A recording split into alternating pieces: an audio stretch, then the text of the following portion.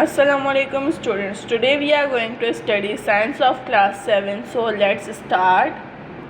So here it is, its contents list, unit number 2, human organ system, on page number 9. So let's read it. Unit number 2, human organ system. Introduction. The human body is made to do several jobs at the same time. We have learnt in class 6 that the smallest part of our body is a cell. Similar cells work together and form a tissue. Different tissues form an organ. Different organs work together to do a certain job and form an organ system.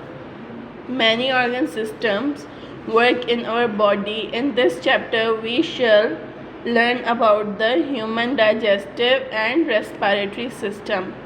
जैसा कि हम जानते हैं हमारी body बहुत सारे कामों के लिए बनी हुई है. हमने पिछली क्लास में भी पढ़ा था अपने कि हमारे बॉडी का जो सबसे छोटा हिस्सा है वो एक सेल है. डिफरेंट सेल्स एक टिश्यू बनाते हैं. डिफरेंट टिश्यूज़ एक ऑर्गन बनाते हैं. डिफरेंट ऑर्गन सिस्टम बनाते हैं जिससे हमारी बॉडी जो है काम करती है. हमने पहले भी पढ़ा हुआ है इनके बारे में. हम इस चैप्टर में और डाइजेस्टिव सिस्टम और रेस्पिरेटरी सिस्टम के बारे में पढ़ेंगे. So let's start. Human digestive system. Every cell of our body needs energy to live and grow.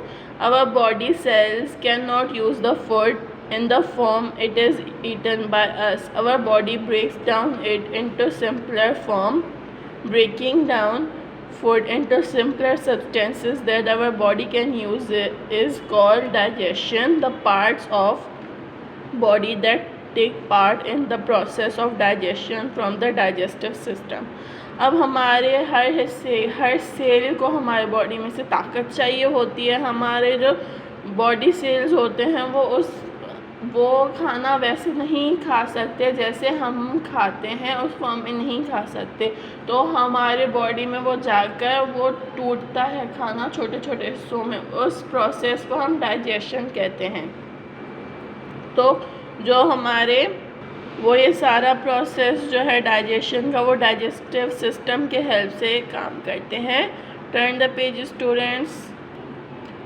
The process of digestion occurs in a long tube called alimentary canal. It starts from the mouth and ends at the anus. अब हमारा जो process है digestion का वो लंबे tube में हमारा start होता है जिसे हम एलिमेंट्री कैनाल कहते हैं. ये मुंह से स्टार्ट होकर एनस तक जाता है, mouth. The process of digestion begins from our mouth. Our teeth break the food into small pieces by cutting and grinding. The tongue mixes food with saliva, which is secreted by salivary glands. Saliva starts the digestion of carbohydrates, starch and sugar. After some time, the food in the mouth becomes soft and moist. The tongue pushes this food to the back of our mouth. अब ये जो digestion का process है ये हमारे मुंह से शुरू होता है. हमारे जो दांत होते हैं वो हमारे खाने को पीसते हैं और हमारी जो ज़ुबान है वो हमारी सैलिवा जिसे हम थूक कहते हैं उसको मिक्स करती है.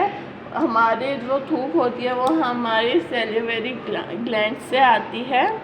हमारी जो सैलिवा होती है वो कार्बोहाइड्रेट्स को डाइजेस्ट करने से स्टार्ट हो जाती है और जैसे जैसे टाइम गुजरता जाता है हमारा जो खाना होता है वो नरम हो जाता है और फिर हमारी जो ज़बान होती है वो उससे हमारे मुंह के अंदर धकेल देती है. और oesophagus. The chewed food is then pushed from the mouth into esophagus. The esophagus is a large tube that carries food from mouth to the stomach. फिर जो वो चबाया हुआ खाना होता है वो एसोफेगस में जाता है. एसोफेगस जो है वो एक लंबा सा ट्यूब है जो खाने को पेट तक पहुंचाता है. The esophagus uses wave-like muscular movements to push the food to the stomach. These wave-like movements are called peristaltic movements and process is called peristalsis. अब ये एसोफेगस जो है वो एक वेव की तरह होता है, तो वो अपना खाना जो है स्टमक में डाल देता है। अब इस जो वेव की मूवमेंट्स होती हैं हम उसे कहते हैं पेरिस्टैल्टिक मूवमेंट्स, और इस प्रोसेस को हम कहते हैं पेरिस्टैल्सिस। अब ये हमारा पूरा जो है ऑर्गन सिस्टम है और ऑर्गन्स के नाम हैं। ये हमारा माउथ है, ये हमारा एसोफेगस, ये हमारा लिवर, ये हमारी जो है पेनक्रीज है, ये हमारा स्टमक है, ये हमारी लार्ज इंटेस्टाइन है, ये हमारी स्मॉल इंटेस्टाइन है, ये हमारी रेक्टम है, ये हमारा एनस है, ये हमारा पूरा डाइजेस्टिव सिस्टम का आपको दिखाया गया है। Come on next page students. Stomach. Our stomach is a digestive organ with muscular walls. It mixes the food with digestive juice. The digestive juice begins the digestion of proteins, meat, egg, milk, pulses, etc. The food spends about 4 hours in the stomach. अब हमारा जो खाना होता है वो stomach में जाता है, वहाँ पर मस्कुलर वॉल्स होती हैं जो डाइजेस्टिव ऑर्गन है हमारा। यह हमारे खाने को डाइजेस्टिव जूस में जो है वो हल करती हैं। अब जो डाइजेस्टिव जूस होता है वो हमारा पहले प्रोटीन्स को डाइजेस्ट करता है, जैसे ये मीट हो गया, एग हो गया, दूध, दालें वगैरह हमारी जो होती हैं उनको। हमारा खाना कम से कम 4 घंटे तक हमारे पेट में रहता है। The digestive juice in the stomach also contains an acid. The acid kills the germs present in our food. It also helps in the digestion of proteins. अब हमारा जो डाइजेस्टिव जूस होता है इसमें एक एसिड होता है जो हमारे खाने के अंदर जरासीम होते हैं उन्हें मारने में मदद करता है और प्रोटीन्स को डाइजेस्ट करने में हेल्प करता है। Small intestine. As food leaves our stomach, it moves into the small intestine. It has a long thin tube coiled inside our abdomen. Final digestion of carbohydrates, fats and proteins occur in the small intestine. 3 organs help in the digestion of food here. These are the liver, pancreas and wall of the small intestine. The liver provides bile salt to make fats easier to absorb. The pancreas and intestinal walls secrete juices to digest the remaining food. The absorption of the digested food also occurs in the last part of the small intestine. The inner surface of small intestine has many fingers-like structure called villi. The digested food passes into the blood through the walls of the villi. The blood carries food particles to all the parts of the body. अब हमारा जैसे ही खाना जो है पेट को छोड़ता है वो स्मॉल इंटेस्टाइन में जाता है, वो एक लंबा सा छोटा सा मतलब हमारे जो है पेट में वो फैला हुआ होता है। यहाँ पर कार्बोहाइड्रेट्स की डाइजेशन, फैट्स, प्रोटीन्स वगैरह जो होती हैं यहाँ पर होती है।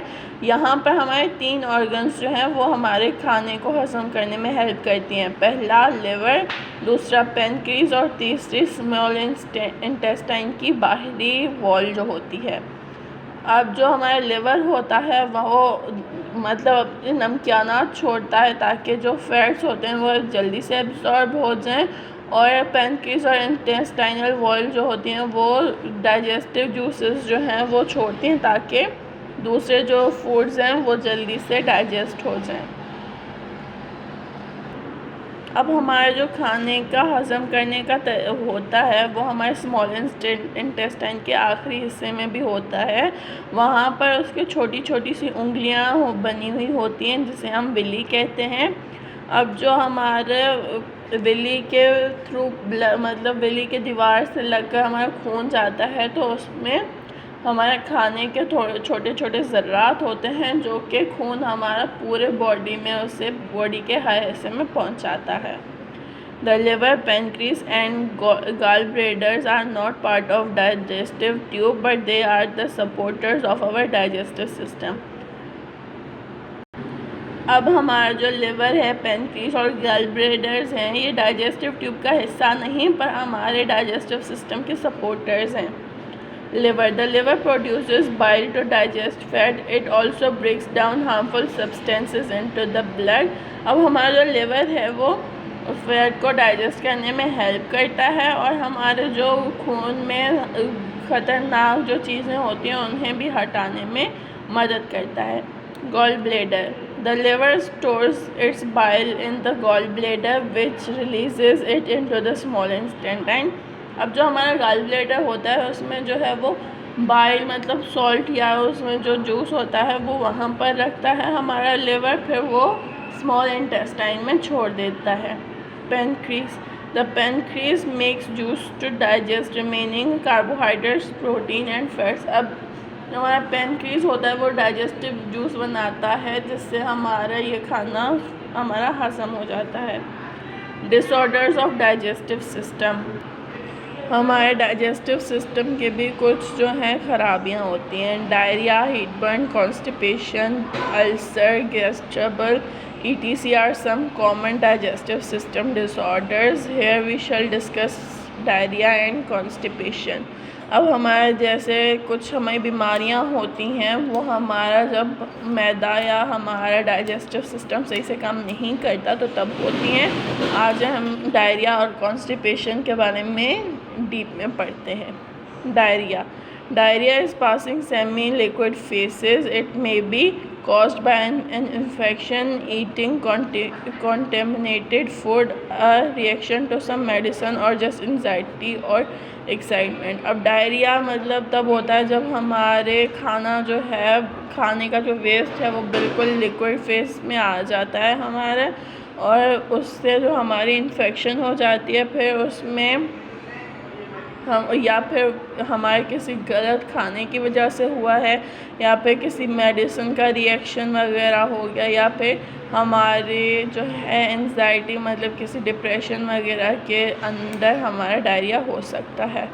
Some of the most common symptoms of diarrhoea are abdominal pain, cramping, bloating, nausea, loose motion, fever and bloody stools. अब हमारे जो हैं डायरिया के कुछ सिम्टम्स होते हैं, हमें मतलब खाने का दिल नहीं करता, वोमिटिंग होती है, पेट के निचले हिस्से में बहुत ज़्यादा दर्द होने लगता है, लूज मोशंस हो जाते हैं, फीवर हो जाता है और ब्लड मतलब वॉशरूम में हमें ब्लड आती है. Diarrhoea can be fatal in case of severe dehydration. Therefore drink plenty of liquids. Otherwise, dehydration may take place. Doctors prescribe antibiotics to treat diarrhea. We can prevent diarrhea by following the tips given below. अब हमारी जो diarrhoea होती है वो हमारी बहुत ही गहरी बीमारी भी हो सकती है, फिर हमारी वो डिहाइड्रेशन से भी हो सकती है. इस वजह से ज़्यादा लिक्विड चीज़ें जो हैं वो कंज्यूम किया करें वरना डिहाइड्रेशन हो सकती है. डॉक्टर जो हैं वो इसको ठीक करने के लिए एंटीबायोटिक्स देते हैं, पर हम ये नीचे कुछ स्टेप्स दिए गए हैं, इससे भी हम अपने डायरिया को कंट्रोल में ला सकते हैं. Always wash your hands with soap after using the toilet. Washroom से आने के बाद हमेशा साबुन के साथ हाथ धोया करें. Wash all fruits and vegetables before cooking और ईटिंग. सब्जियां और फल हमेशा खाने और पकाने से पहले धोया करें. Don't eat uncooked meat and eggs. हम कच्चे गोश्त या अंडे नहीं खाया करें. Constipation. Constipation is the painful or difficult passing of feces. During the period of constipation, some persons may pass feces 3 or less than 3 times a week. It is a common digestive disorder in Pakistan. Constipation हम कब्जी को कहते हैं. ये बहुत तकलीफ़दा होती है जब हम वॉशरूम जाते हैं. अब जब किसी को कॉन्स्टिपेशन होती है तो वो हफ्ते में वॉशरूम 3 बार या उससे भी कम बार जाता है. अब ये जो है बहुत ही आम बीमारी हो गई है पाकिस्तान में. Constipation is caused by taking food low in fibre, lack of physical activity, not drinking enough water, delay in going to the washroom etc. We can avoid constipation by. अब हमारी जो कब्ज़ी वगैरह होती है वो कब होती है? जब हम फाइबर का कम इस्तेमाल करें, हम ज़्यादा फिज़िकल ना हो, हमेशा बैठे रहे हों पानी के ज़्यादा ना पीने से या फिर वॉशरूम देर देर से जाने से। अब हम जो है कब्ज़ी को कैसे अवॉइड कर सकते हैं। अडॉप्टिंग अ प्रॉपर लाइफस्टाइल मतलब एक अच्छा खासा लाइफस्टाइल आप गुजारो। टेक रेगुलर एक्सरसाइज, रोज़ आप वर्जिश करें। Eating lots of fibre foods, fruit, vegetable and cereals. अब हमारे जो फाइबर फूड्स जिसमें फाइबर मौजूद होता है वो आप ज़्यादा खाएं। Drink plenty of water, at least 8 glasses every day. पानी बहुत ज़्यादा पिएँ, कम अज़ कम 8 ग्लास एक दिन में। Going to the washroom when we have the urge, washroom तब जाएं जब आपको मतलब जाना हो। कोई होते हैं कि वो लेट जाते हैं तो वो अवॉइड करें। Turn the page. Human respiratory system. All living things get energy by breaking down food substances. We also need oxygen to break down the food in every cell of our body. Our lungs take oxygen from the air during respiration, breathing. अब जो सारी जानदार चीज़ें हैं वो खाना ख़त्म करने के लिए उन्हें ताकत चाहिए होती है, हमें भी चाहिए होती है और हमारे पूरे बॉडी के हर सेल को चाहिए होती है। हमारे जो लंग्स होते हैं वो ऑक्सीजन लेते हैं जब वो सांस ले रहे होते हैं। Breathing is the process that moves air in and out of the lungs. Respiration is the process by which living organisms use oxygen of air and food to produce energy.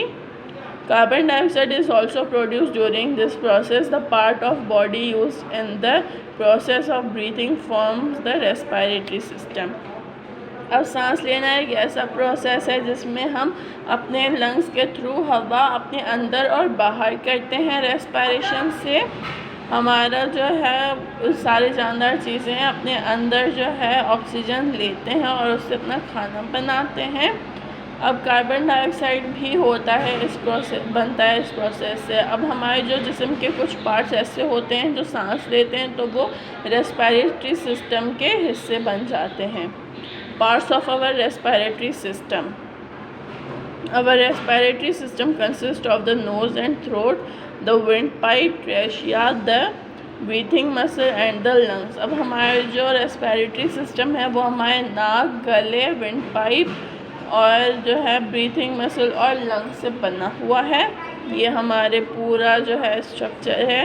ये हमारा larynx है, ये हमारा trachea है, ये हमारा bronchus है, ये हमारा हार्ट, ये नोज़, ये हमारी कैपिलरीज हैं, ये हमारी ब्रोंशियोली है और ये हमारी एलिवोली है। Nose and throat. The air enters our body through our nose और mouth. Our nose has hair and mucus to clean, moisten and warm the air. Mucus is a sticky liquid. Dust particles and germs present in the air stick to the mucus. अब हमारी जो हवा होती है वो हमारे या तो फिर बॉडी में नाक या फिर मुंह के थ्रू जाती है। हमारे नाक के अंदर बाल होते हैं और उसके अंदर एक छोटा मतलब अंदर हमारा लिक्विड होता है जो हमारे जैसे हम सांस लेते हैं तो हमारी हवा को वो गर्म और साफ़ करता है। The air enters the throat and passes through the larynx. Our vocal cords are present in the larynx to produce sounds. अब हमारी जब गले से हवा गुजरती है तो फिर वो लार्नेक्स में आ जाती है। हमारे जो वोकल कॉर्ड्स होते हैं जो साउंड बनाते हैं वो लार्नेक्स में मौजूद होते हैं। Turn the page students. Trachea, windpipe. Air passes from the larynx into trachea or windpipe. Our windpipe is made of C-shaped rings of cartilage. These rings keep our windpipe open. Mucus and tiny hair in the trachea also filters the air. अब हमारा जो larynx से होकर हमारी ट्रेशिया में जो है windpipe कहते हैं हम उससे वहाँ पर जाती है। हमारा windpipe जो है वो सी शेप रिंग के मतलब सी शेप में कार्टिलेज की रिंग से बना हुआ है। ये जो ये रिंग्स होती हैं ये हमारे विंडपाइप को खुला रखती हैं। अब जो मुकस और टाइनी हेयर्स होते हैं ट्रेशिया में वो हवा को दोबारा फिल्टर करते हैं। bronchi and lungs. The trachea divides into two branches called bronchi, singular bronchus. Bronchi carry air into the lungs. अब हमारा जो ट्रेचिया होता है वो दो ब्रांचेस में होता है, उन्हें ब्रॉन्ची कहते हैं, जो हमारे लंग्स तक हवा लेकर जाती हैं. Our lungs are the most important organs of the respiratory system. In each lung, the bronchus divide into smaller tubes called bronchioles. At the end of the bronchiole, tiny air sacs called alveoli are present.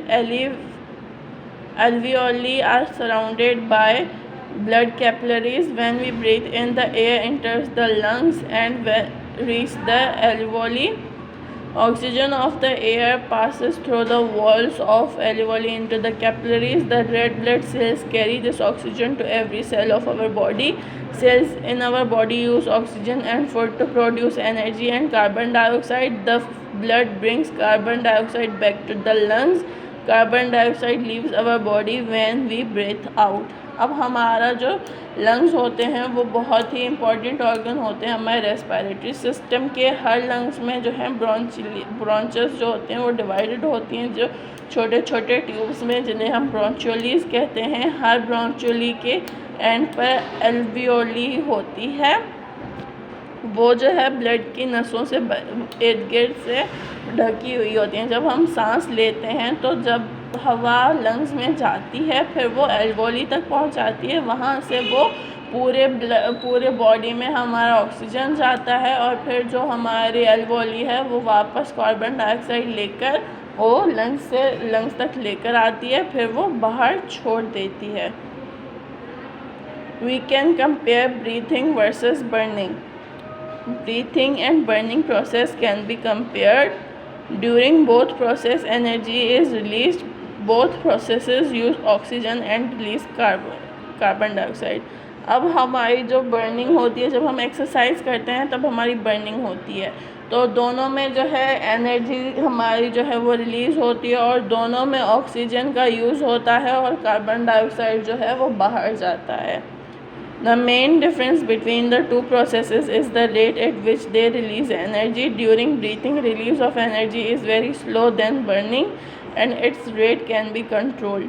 अब हमारा जो सबसे अहम difference है इन दोनों में वो है एनर्जी के निकलने की मिकदार. अब ब्रीथिंग में तो हमारी एनर्जी बहुत ही आहिस्ता आहिस्ता निकलती है और हमारी जो बर्निंग होती है उसमें हमारी मिकदार बहुत ज़्यादा होती है.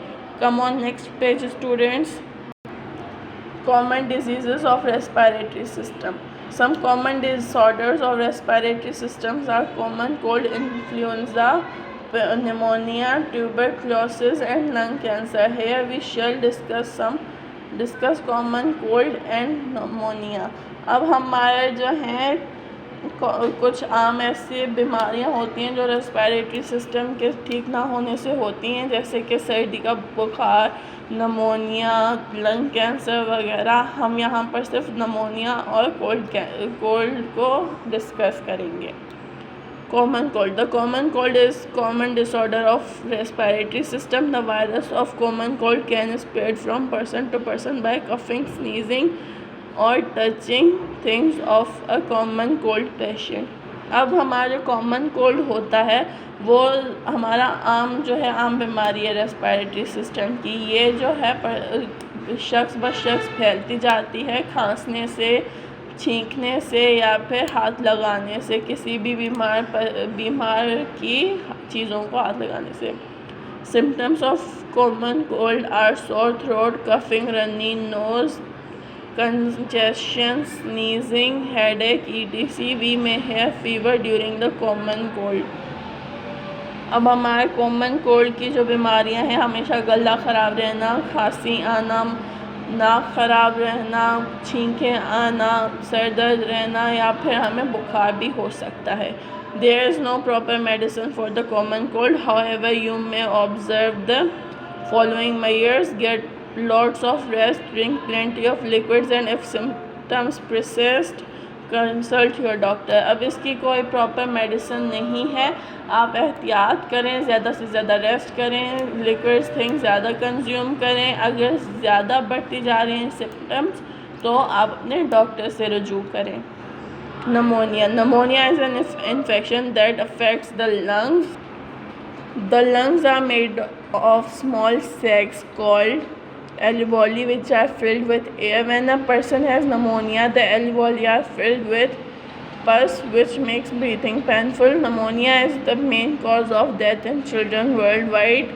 Common symptoms of pneumonia are cough, fever, nasal congestion, rapid breathing with wheezing sound, chest pain, loss of appetite, etc. Visit your doctor as soon as possible to treat pneumonia. Your doctor may prescribe an antibiotic medicine. Vaccines can also be used to prevent pneumonia. Wash your hands frequently to avoid germs. Use a tissue or handkerchief when you cough or sneeze.